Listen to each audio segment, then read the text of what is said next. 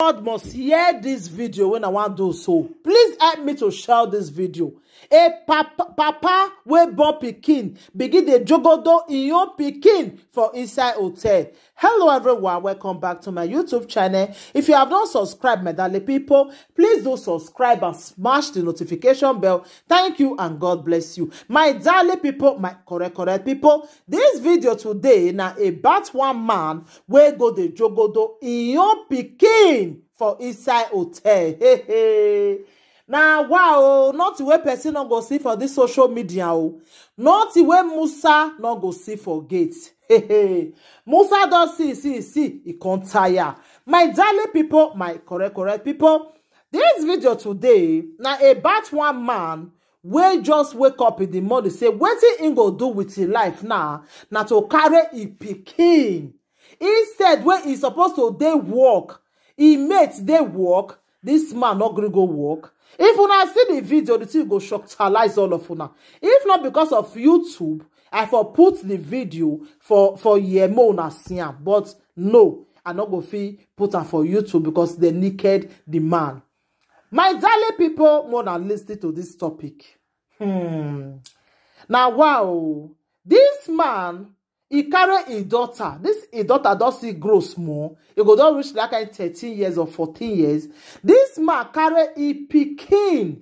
When he use the John Thomas stay born, he carry his young pikin carry go hotel, go the jogo do am for inside hotel. As the jogo do am for inside hotel, it be like say some people follow and they want to know where they carry his pikin they go. As they come reach and they catch the man, just the kele wawa in your pikin. Now, wow, not the way person not go see for this social media. Sha! My darling people, this one shocked me like, it shockalize me. It shockalize me. Say, wetin call the apple for this world now? Wetin this world, they turn it to, my darling people. Wetin this world, they turn it to. A papa, for that matter, we supposed to take care of in your pikin. How your John Thomas will consider get up for your own pikin. This one not be stepfather. Oh, when I fair do, this one na in your pikin by itself. Now, wow, things they this world do. Things they this world, my darling people. Things they happen. Things they read they happen. The man is a young man. Why can't you just go and look for a girlfriend outside? Or if you want to cheat on a mama, you will go to cheat on a mama. How you can't be saying that your own pikin, now you go come to enter your eye. Your own daughter. How you go to remove that curse for body now? How you go to remove that curse for your body? Eh? Your own pikin, I go come to enter your eye, my darling people. This one shock me, oh. If I tell now, say this one not shock me, I dey lie to myself, eh? This one really shockalize me, like seriously. It really shockalize me. Say a man go just do this word. Say now in your pikin, it make us now go come the hungry, huh? There's the reason say many e-goats did this word, oh. E-goats, the men will not be small. Now I really know. How can a man go just wake up, carry his own pikin, go hotel, my darling people? Can you imagine? As I see this video, I say no. I must come do one for my darling people. May they still listen to what they happen for the whole world. Oh, I say things they happen for this world. If you see some kind of topics, sometimes I will just say no. I'm not fit talk this one. My mouth go dey heavy me. Say where I want for start. I want to talk this thing. It go dey shockalize me. Eh? How can a man go just wake up say that in your pikin? Now go come enter eye. In your pikin. In your pikin. They cash am for hotel. They begin dey beat am. This man begin dey beg oh. Not be fault oh. I beg. I said they naked am. They deal with and not be small. Eh? Things they happen for this world, oh. Things they happen, my darling people. Things they happen. Things they happen. Somebody go just wake up, say that your pikin go come they enter here. Your own pikin, oh. Not be saying another person, your own pikin. Things they happen, oh. things they happen. Okay, you where they watch me now, my darling people now. How they go take reason this matter now? Say a man they jogodo in your pikin now. How they go take do this thing now?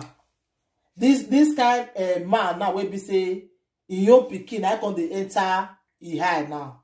Okay, I would not think say they go take reason this matter now.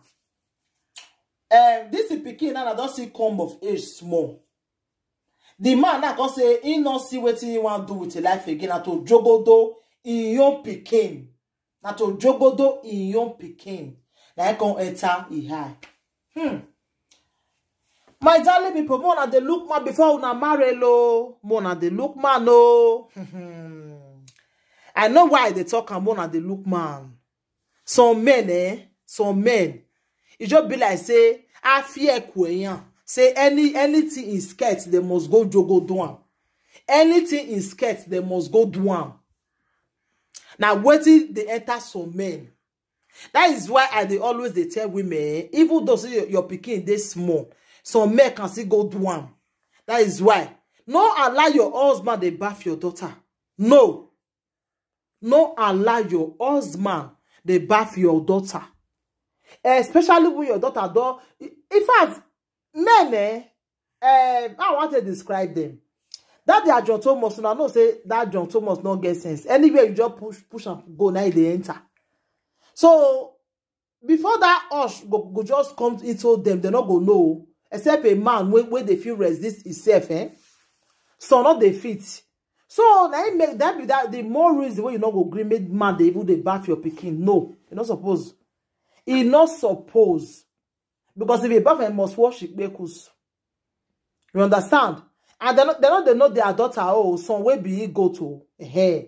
So that he make they talk am now say, I want to use this method to advise our women too. I beg, no let your guy bath your pikin. It doesn't make sense, really.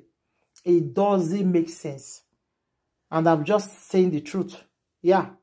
Don't let your guy bath your daughter. It's not good. My darling people, this video, it just shocked me. So, now we're going to need the video. Now, if you inbox me, I will send and give you now.